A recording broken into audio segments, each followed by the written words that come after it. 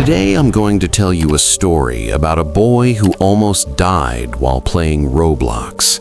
And the scariest part is, he didn't even realize what was happening until it was almost too late. This is the story of Alex and how something so simple almost cost him everything. Alex was 16, the kind of person who stayed up way too late, not because he had to, but because night felt different, quiet, peaceful. No noise, no distractions, just him, his room, and his computer. Most nights, his parents were asleep long before him, the house completely silent, and the only light coming from his screen.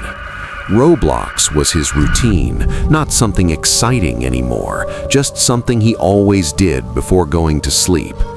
He would join random games, play for a bit, talk to people, then log off. Nothing special, nothing dangerous, just normal. That night was no different.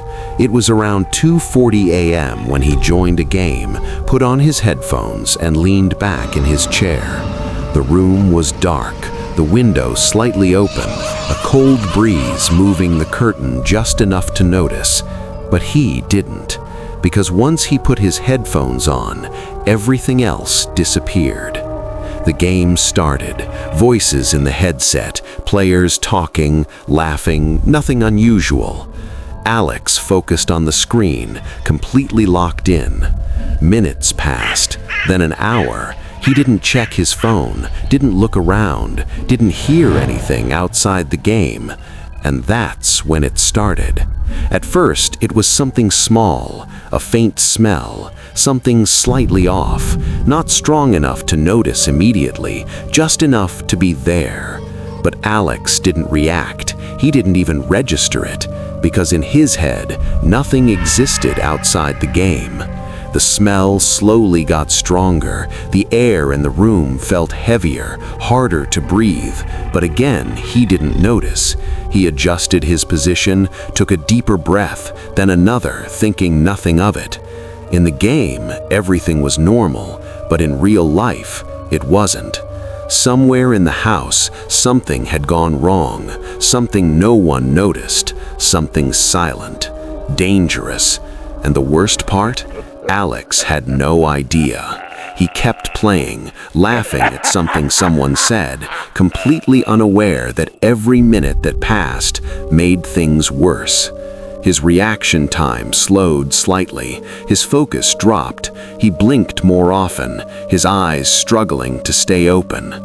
"Why am I so tired?" he muttered to himself. It didn't make sense. He wasn't that tired before. He leaned back again, rubbing his eyes, trying to stay focused, but something felt off now, subtle, but there. His chest felt tight, his breathing wasn't as easy as before, and still, he didn't understand why. Because when you're focused on something, when your brain is locked in, you don't notice the warning signs, you ignore them, and that's exactly what he did. So before we go further, I need you to do something. If you've ever stayed up late playing games with your headphones on, completely unaware of what's happening around you, hit like right now and subscribe to the channel, because I post stories like this every week. Stories that seem normal at first until they turn into something much worse. And trust me, what happened to Alex next is exactly why you should never ignore what's happening around you.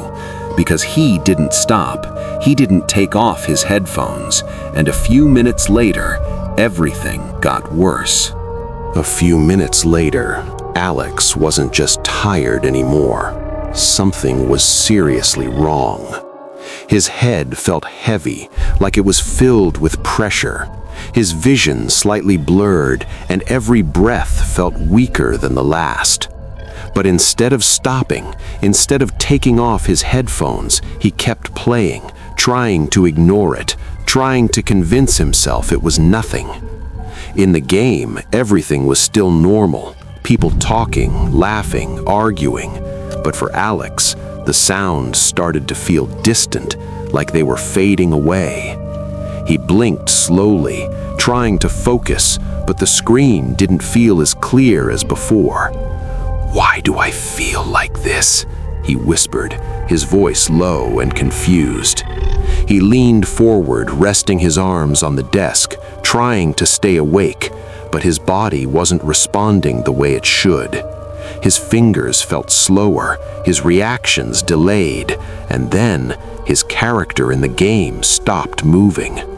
Someone in voice chat said his name, asking if he was still there, but Alex didn't answer, because at that moment he was struggling just to stay conscious. The air in the room had become dangerous, but he couldn't see it, couldn't understand it, couldn't fight it. His breathing became shallow, uneven, his chest rising and falling slower each time. He tried to take a deep breath, but it didn't help. Instead, it made him feel worse.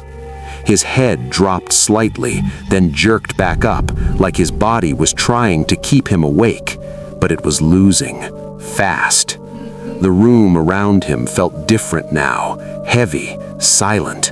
The faint smell from earlier had become stronger, but now it was mixed with something else, something he couldn't even describe, and still he didn't understand.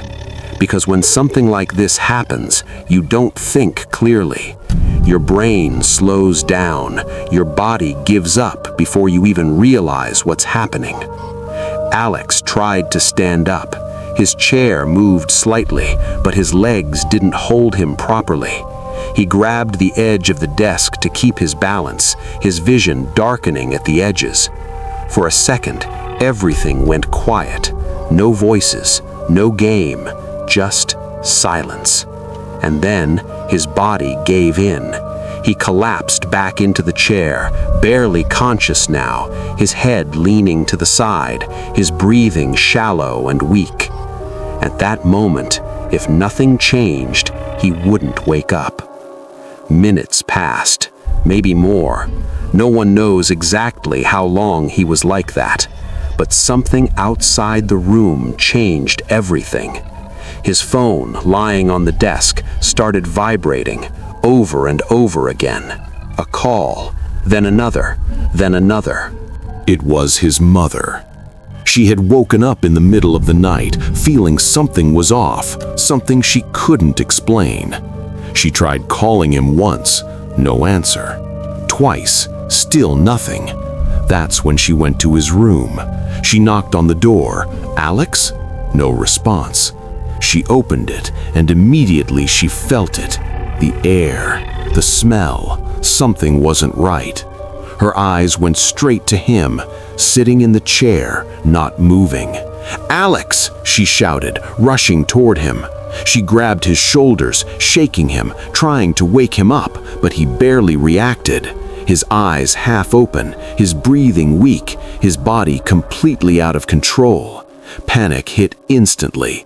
She pulled his headphones off, pushed the chair back, trying to get him to respond. "Wake up! Alex, wake up!" Nothing. That's when she dragged him out of the room, into the hallway where the air was cleaner, pulling him across the floor, calling for help, her voice shaking. His father woke up, rushed over, saw the situation, and within seconds they called emergency services. Minutes later, the house was filled with noise, paramedics, equipment, voices, urgency. They checked the room, the source of the problem, a gas leak, silent, invisible, deadly. If Alex had stayed there just a little longer, he wouldn't have survived. They put an oxygen mask on him, lifted him onto a stretcher, and rushed him to the hospital. For hours, no one knew if he would fully recover. His body had been exposed for too long, too much damage could have been done. But eventually, he woke up, weak, confused, breathing through a mask.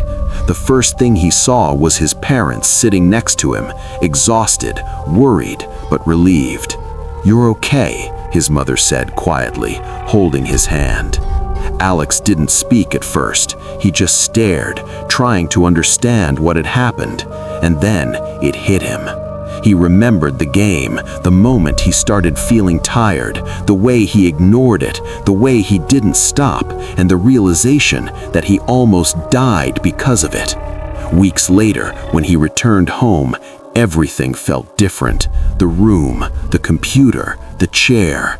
He looked at it, but didn't sit down. Not that night, not the next one, and not for a long time after that. Because now he understood something he didn't before. When you're fully locked into something, when you shut everything else out, you don't notice the danger around you, and sometimes that can cost you your life. So if you ever find yourself playing late at night, headphones on, completely disconnected from the world around you, maybe take a second, look around, pay attention, because what happened to Alex could have ended very differently. And if you made it this far, tell me honestly, would you have noticed something was wrong, or would you have kept playing just like he did? And if you want more stories like this, ones that feel normal until they suddenly aren't, make sure you're subscribed, because the next one might hit even closer to home.